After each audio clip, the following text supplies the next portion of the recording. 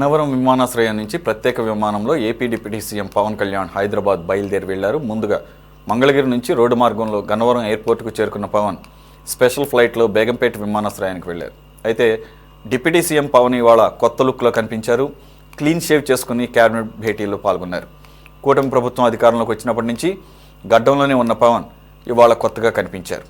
అయితే హరిహర వీరమల్ సినిమా చిత్రీకరణ నిమిత్తం పవన్ హైదరాబాద్ వెళ్లారని సినీ వర్గాలు అంటున్నాయి.